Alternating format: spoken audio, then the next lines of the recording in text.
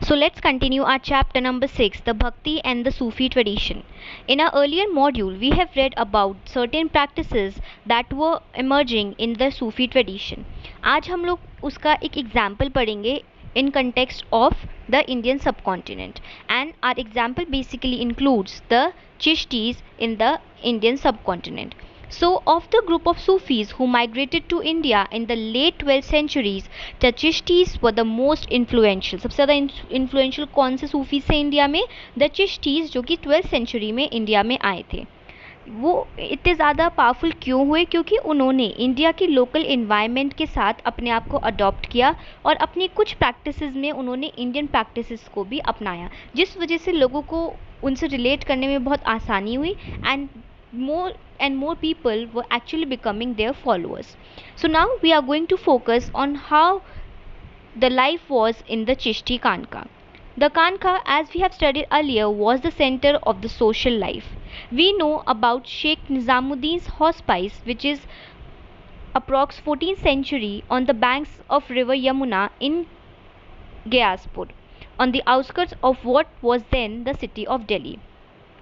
सो जो हमने जितनी भी सारी प्रैक्टिसेस पढ़ी थी सूफिज़म के बारे में, अब हम उसका एक एग्जाम्पल देख रहे हैं in form of the life of Chishti saints. और उस चिश्ती सेंट्स में से जो कि सबसे ज़्यादा पॉपुलर थे, उनमें से हम एग्जाम्पल ले रहे हैं निज़ामुद्दीन, शेख निज़ामुद्दीन औलिया का, जो कि दिल्ली के पास ही एक जिनका हॉस्पाइस था.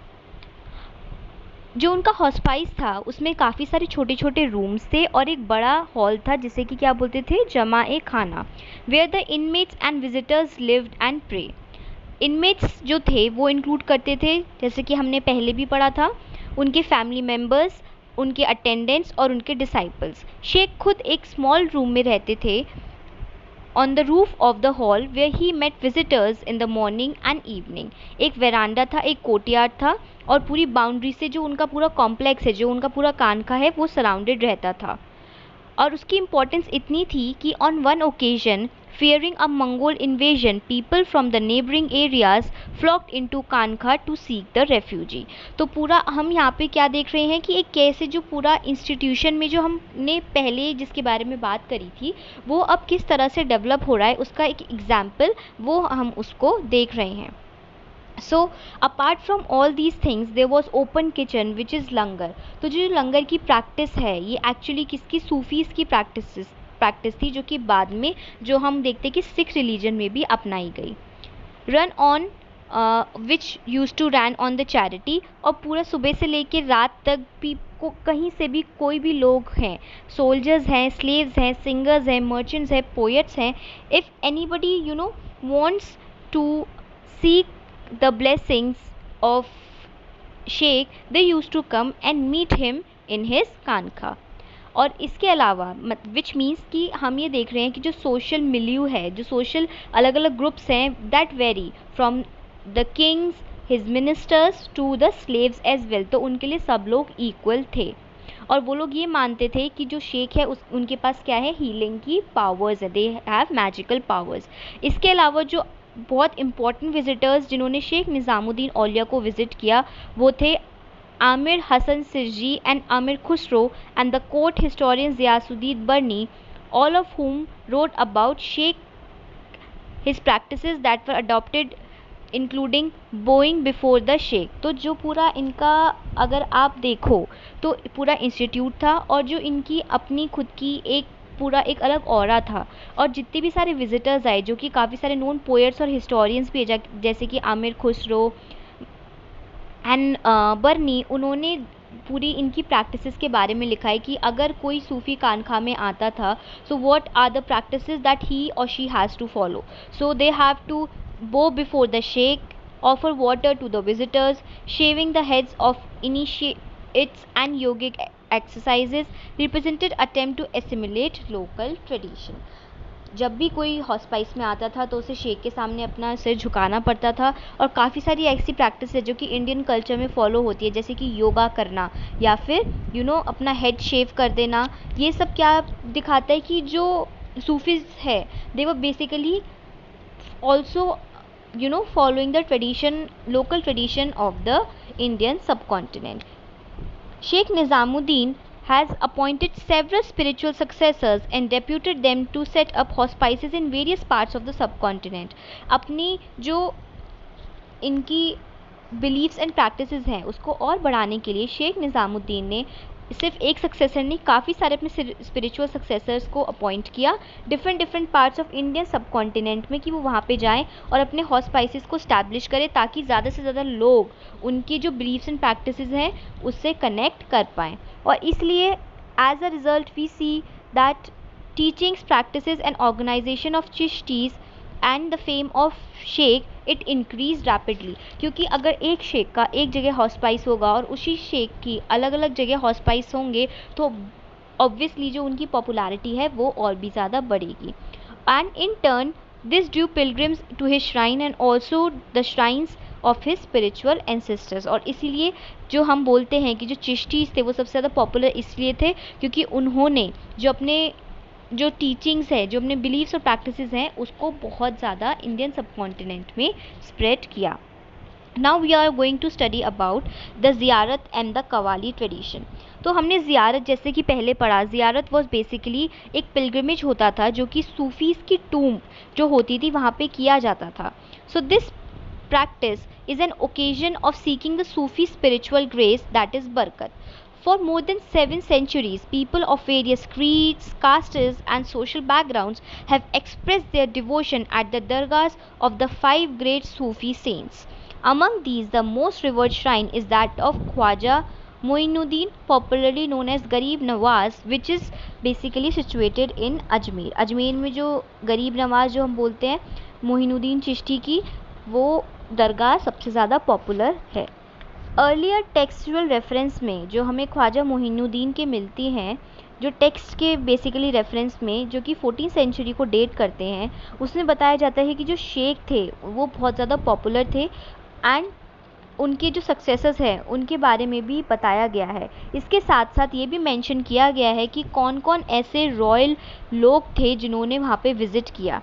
सो for example Mohammad bin Tughlaq was the first sultan to visit the shrine, but the earliest construction to the house, the tomb, was funded in the late 15th century by Sultan Ghayasuddin Khilji. सबसे पहले मोइनुद्दीन चिश्ती की दरगाह पे जो king या जो emperor और सुल्तान गए थे वो कौन थे? उनका नाम था मोहम्मद बिन तुगलक. लेकिन सबसे पहले जो दरगाह के ऊपर जो कंस्ट्रक्शन कराया वो थे सुल्तान Ghiyasuddin Khilji. Since the shrine was located on the trade route linking Delhi and Gujarat, which was Ajmer, Ajmer Delhi और गुजरात का एक बहुत इंपॉर्टेंट ट्रेडिंग सेंटर था जो इनको लिंक करता था, इसलिए यहाँ पे बहुत सारे विजिटर्स और ट्रैवलर्स आते थे दरगाह पर. फिर 16th सेंचुरी में हम देखते हैं ये श्राइन और भी पॉपुलर होती गई, जब यहाँ पे हम देखते हैं कि जो पिलग्रिम्स हैं वो अजमेर आने पे मजबूर हुए और इंस्पायर हुए because of the we see practices that were developing in this region. और इस region में जो specially inspired थे आने के लिए वो थे the great Mughal emperor Akbar. He went there 14 times. 14 times वो अपने उन्होंने रेन में विज़िट किया अजमेर मोइनुद्दीन चिश्ती की दरगाह को, और 2 से 3 बार एक साल में उन्होंने विज़िट किया. मतलब टोटल 14 करे. जो उनका 50 पीरियड का अगर हम बोलें 50 ईयर्स का जो उनका रेनिंग पीरियड था उसमें उन्होंने एक साल में कभी कभी 2 और 3 विज़िट भी वो किया करते थे. और उन्होंने ये ट्रेडिशन मेंटेन रखा. 1580 में उन्होंने जब उनके जो बेटे हुए थे उसके बाद भी उन्होंने दरगाह को विज़िट किया था. हमेशा वो जब भी दरगाह पे आते थे हमेशा गिफ्ट्स और एंडोमेंट्स लेकर आते थे. और उन्होंने एक मॉस्क भी कंस्ट्रक्ट कराई थी within the compound of the dargah. Also part of ziyarat is the use of music and dance, specially जो हम जिसे कवाली बोलते हैं. We have also seen this type of qawwalis in movies as well. So this was also an important tradition. Now what is the importance of this tradition? We are going to discuss that. So Also part of ziyarat, which is the pilgrim, is the use of music and dance, including mystical chants performed by specially trained musicians or qawwals to evoke divine ecstasy, which means कि अपने और God का एक divine connection create करने के लिए कवालियाँ गाई जाती थी. The Sufis remember God either by reciting the जिक्र उनका नाम करके वो लोग उनको एक तरह से याद करते थे, या फिर उनकी प्रेजेंस को इवोक करते थे समा बांध कर. It is basically the thing that we have seen in one of the songs of the Jodha Akbar as well, which is Khwaja Mere Khwaja. In that we have also seen that how there is a sum, मतलब पूरा एक माहौल बन जाता है, समा बन जाता है, जिसमें उन्हें ऐसा लगता है कि they have United with God. Sama was integral to the Chishtis and exemplified interaction with indigenous devotional traditions. Now apart from all these things, इन सब चीज़ों के अलावा जो सूफीज़ ने अपनाई वो थी लैंग्वेज एंड कम्युनिकेशन. लैंग्वेज का इम्पोर्टेंस इसलिए होता है बिकॉज उनकी ज़्यादा जो लैंग्वेज थी वो पर्शियन होती थी. ठीक है, अगर वो पर्शियन में अपनी सारी रेसिटेशन करती तो लोगों को समझ में नहीं आती, specially in the Indian subcontinent. Therefore the Chishti compose their poems in several languages. The Chishtis use Hindavi और the Persian language. Sufis such as Baba Farid compose poetry in local languages as well. Some Sufis composed long poems or manasvis to explain idea of divine love using human love as an allegory. So जो हम एक पूरा we have all I think listened to a specific tale that is Padmaavat. तो पद्मावत जो मलिक मोहम्मद जैसी ने लिखी थी वो भी एक मनस्वी है. मनस्वी मीन्स कि एक पर्टिकुलर ट्रेडिशन में पूरा राइटिंग होती थी जिसमें कि पहले जो गॉड है उनको याद किया जाता था.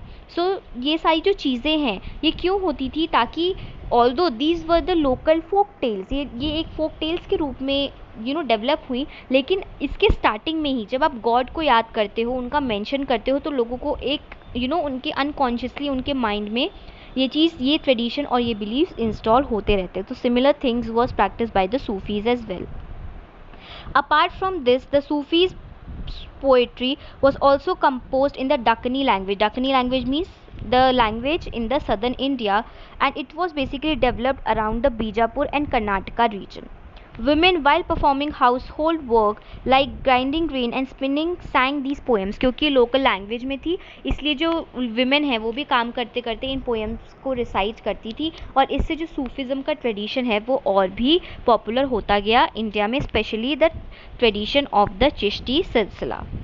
Now one of the most important thing is to know about the relation of the Sufi with the state and the rulers. Sufis का जो रूलर्स के साथ क्या रिलेशन था वो बहुत इम्पॉर्टेंट है. सूफीज़ ने अपना जो ग्रांट्स थे ज़्यादातर और जो डोनेशन थे वो पॉलिटिकल एलीट से वो लोग एक्सेप्ट करते थे. The sultans in turn set up charitable trust and endowments for hospices and granted land tax free lands. तो इसलिए जो सूफीज़ हैं, क्योंकि उनसे जो लोग हैं ज़्यादातर they used to link themselves with these Sufis, तो देयरफॉर जो सुल्तान्स और किंग्स है वो भी इनको लैंड ग्रांट किया करते थे. जो चिश्तीज़ थे वो डोनेशन कैश और काइंड में दोनों में ही एक्सेप्ट करते थे, और वो ऐसा नहीं है कि जो पैसे हैं वो उनको अक्यूमुलेट करते थे, रादर वो उसको इमीडिएट जो रिक्वायरमेंट होती थी उस टाइम, अगर जो भी रिक्वायरमेंट है जितनी लोगों की ज़्यादा से ज़्यादा वो हेल्प कर सकते थे वो लोग उसमें इसको यूज़ करते थे, जो नेसेसिटी की चीज़ें होती थी उसमें. All this enhanced the moral authority of the sheikhs, which in turn attracted people from all walks of life. तो क्योंकि वो लोग सबकी हेल्प करते थे और कभी भी उनको they were not materialistic, इसलिए लोग ज़्यादा से ज़्यादा उनको फॉलो करने लगे और उनसे एसोसिएट करने लगे, और उनकी जो पावर्स है, जो हीलिंग पावर्स है और उनके मिरेकल्स है उसमें भी बिलीव करने लग गए थे. Kings did not simply need to demonstrate their association with Sufis, they also required legitimization from them. क्योंकि सूफीज उस टाइम पे इतने ज़्यादा पावरफुल हो गए थे, तो किंग्स को सिर्फ ये नहीं चाहिए था कि उनको सिर्फ उनकी ब्लेसिंग नहीं चाहिए थी, सिर्फ उनसे एसोसिएशन नहीं चाहिए थी, बट उनकी जो लेजिटिमेसी क्लेम करने के लिए सूफीज़ की ब्लेसिंग्स भी चाहिए होती थी. So, for example, when the Turks set up Delhi Sultanate, they anticipated opposition from the ulemas for not imposing Sharia as the state law. The Sultan then sought out to the Sufis who derived their authority directly from God. क्योंकि हर कोई सुल्तान अपने हिसाब से अपनी जो सल्तनत है उसको चलाना चाहता था और उलेमा इस जो शरिया फॉलो नहीं करता था उसके अगेंस्ट थे, लेकिन सूफीज़ भी उतने ही पॉपुलर होते जा रहे थे इस्लामिक ट्रेडिशन में। इसलिए जो सुल्तान है, जो रिवर्टेड इम्पॉर्टेंट जो उस टाइम पे डेवलपमेंट्स होते गए, सुल्तान ने क्या किया कि जितने भी सारे सूफीज़ थे उनको इम्पोर्टेंस देनी स्टार्ट कर दी। Besides, it was believed that the Awliya could intercede with God in order to improve the material and spiritual condition of ordinary human beings. कि जो सूफी सेंट है वो गॉड के साथ बात कर सकते हैं कि जो नॉर्मल लोगों की कंडीशन है उसको इम्प्रूव कर सकें। इसलिए जो किंग्स हैं they often wanted their tombs to be in the vicinity of Sufi shrines and hospices. वो हमेशा ये चाहते थे कि जो सूफी श्राइन है उनके पास उनका जो उनकी आफ्टर डेथ जो उनकी टूम है वो उनके पास ही हो, क्योंकि सूफीज़ है वो ये माना जाता था कि डेथ के बाद वो गॉड के साथ यूनाइट हो जाते, तो अगर उनकी टूम उनके पास होगी तो वो भी गॉड के और क्लोज हो जाएंगे।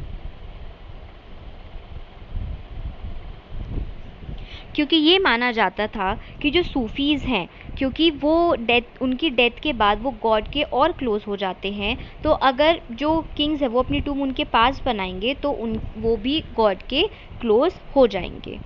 However, there were instances of conflict between the sultans and the Sufis. To assert their authority, both expected that certain rituals be performed, such as prostration and kissing of the feet. Occasionally, the Sufi saint was addressed with high-sounding titles like Sultan ul मशाहिक। So basically हमेशा ये नहीं होता था कि जो Sufis हैं और जो किंग्स हैं उनमें हमेशा ही अच्छे रिलेशंस हों, क्योंकि सूफीज़ और जो किंग्स हैं उनका अपना एक ऑरा होता था। सूफीज़ के सामने जैसे कि उनके जब भी आप हॉस्पाइस में आओगे, जैसे कि हमने पढ़ा था, प्रैक्टिस थी कि हॉस्पाइस में आते you have to bow down in front of the Sufis, you have to kiss the feet. So कुछ सुल्तान्स ऐसे थे जो because they were the sultans, तो वो किसी और के सामने क्यों झुके, तो इसलिए काफ़ी बार हम लोग देखते हैं कि सूफीज़ और जो किंग्स होते थे, सुल्तान्स होते थे, उनके बीच में भी काफ़ी सारे कॉन्फ्लिक्ट्स होते थे। So this is all about the Sufis and their traditions and the practices.